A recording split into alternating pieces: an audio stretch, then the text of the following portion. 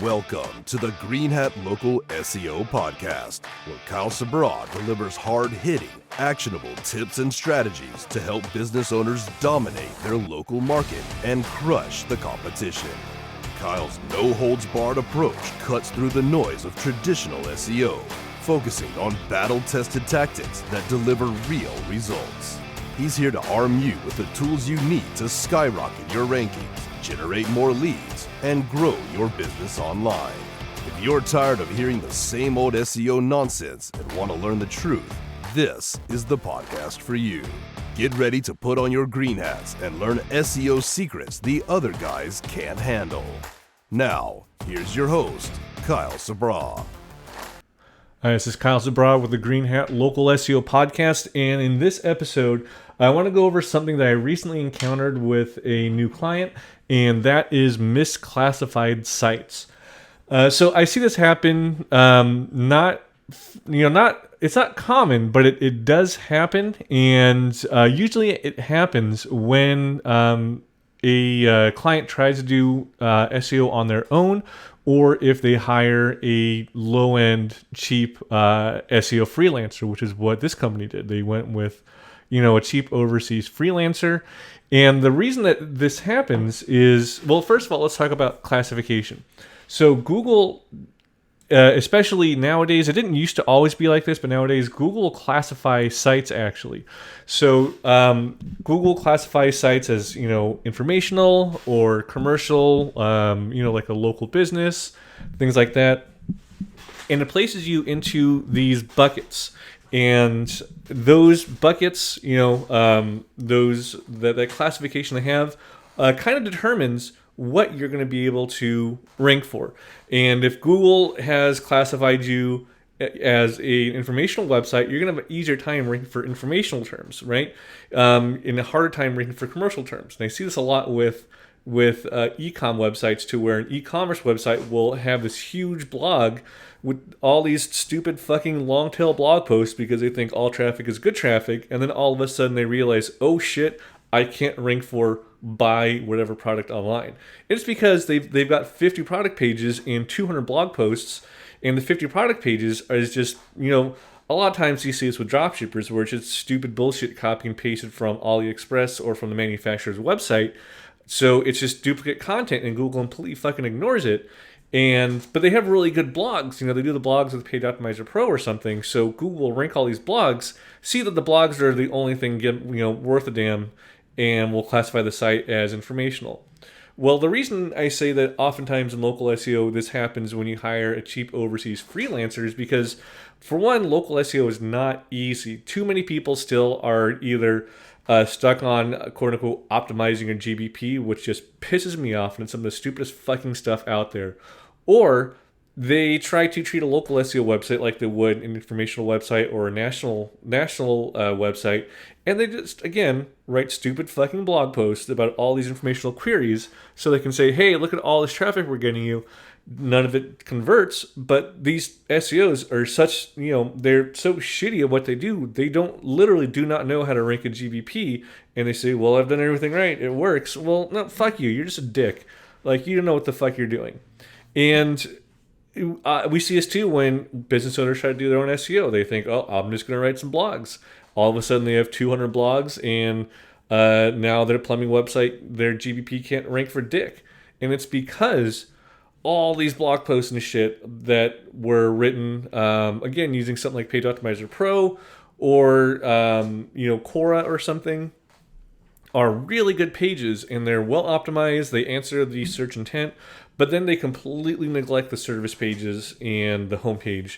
So now, like I said, there's dozens and dozens and dozens of really good blog posts and just a couple really shitty service pages that Google's probably going to be ignoring in favor of these blog posts. So now all of a sudden, Google reads these blog posts, likes them, starts ranking them, reads these service pages, is like, well, fuck these, doesn't rank them for anything, and the site becomes an informational resource for plumbing or roofing or whatever. We also see this a lot of times too with people who do stupid fucking semantic SEO tactics, like one SEO out there is telling everybody to do, to where they will write so much informational content to try to quote unquote cover the knowledge graph, that again they completely drown out their service pages, and now their local business website just becomes an informational resource. And once that happens, it's really hard to recover the GBP. It takes 2 or 3 times longer, because Google has classified you one way, and Google does not like reclassifying websites. You basically have to wait 2 or 3 core algorithm updates for that to happen. So now that you know what this is, classifying a website classifications, like how do you avoid this?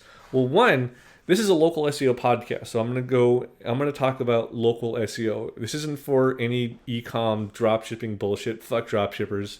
This is for local businesses. One, if you're a business owner, do not do your own SEO. I've seen this time and time again, to where, like I said, a business owner will write great informational content but not really understand what they're doing, and then gets their site misclassified. On this particular instance I'm talking about, the one that inspired me to do this podcast, not only do they have some really good blog posts out there, but their SEO also wrote their service pages, like, roofer near me, emergency roofer near me, things like that, as informational pages, not service pages. So it didn't have anything about how XYZ Roofing is a roofer in Anaheim. It just, they wrote a page about roofing, and started talking about roofing shingles and roofing types, what kind of roofs do best in what weather, things like that, which serves an informational intent, but not, a commercial intent, not somebody who's looking to hire a roofer.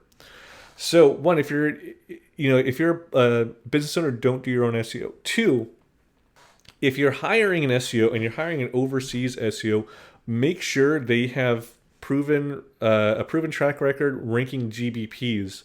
It does not matter if they rank organically. Do not let them show you the search console that they've been working on. Make them show you their GBP, because if they can rank a bunch of informational queries in organic search, does not necessarily mean they can rank in GBP. And again, if they rank and write too many informational blog posts, your business will be misclassified as an informational resource rather than as a local business. 3, don't focus so much on trying to write as many blog posts as possible. Don't listen to any stupid fuck who tells you to do semantic SEO, because you are doing stuff for your GBP, not to rank organically. You do need to have some blog posts that will show the authority and expertise that you have, and it's also really good for for internal linking.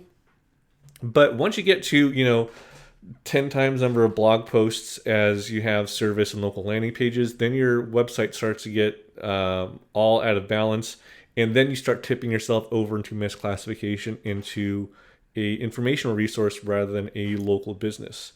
4, make sure that the service pages are written to serve the intent of somebody looking for a local business, not somebody looking for information. This client that we just signed, that again inspired me to do this, did not write any sort of copy on their site that was conversion focused. It did not answer any sort of queries for somebody looking for local roofers. It was all just informational stuff, because again, the SEO they hired didn't know his shit and just wrote a bunch of fucking blog posts, right? And 5, don't go with the cheapest SEOs you can find, because then they do stupid bullshit like this, and because they don't know what the fuck they're doing. Local SEO is not easy. I don't care what anybody says. Anybody can write some blog posts and rank an informational site. Anybody can optimize product pages and category pages and optimize an e-com site, but it's a lot harder to rank in GBP, because there are so many other factors that go into showing the signals for not just what service you offer, but also where you're located and what your service area is. And somebody who does not have extensive experience in local SEO, somebody who only has ranked blogs and shit like that, cannot rank GBPs. I don't care who the fuck you are. So make sure that you're not cheaping out and hiring some dickhead from overseas who doesn't know what the fuck they're doing and just shows you some fancy pants Looker Studio or Search Console report and says, oh, I know how to do SEO, because they fucking don't. And like I said, once you get classified as informational, it's going to take a few core algorithm updates for Google. And this is assuming that you've done everything right. You've rewritten all your pages, maybe taken off some of the blog posts that aren't doing as well. They might be ranking well, but not getting a lot of traffic. Taking those off, rewriting your pages to be more conversion focused. Google still has to reprocess all those. And, redoing the site is going to take a bit. Google reprocessing and reanalyzing the site is going to take a bit as well. So I don't expect this client that we just signed on to have a ton of movement for probably a year in their GBP. But once Google does reclassify the site, their GBP is going to explode. They have everything else in place. They've got citations, they've got backlinks.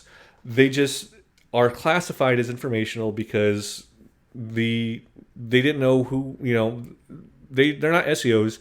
They didn't know who they were hiring, and the guy they hired just straight up took advantage of them. And then they went with a well-known agency who also does not know dick about local SEO and only does like Amazon affiliate sites and shit like that. And they also fucking destroyed the site and the classification for this site.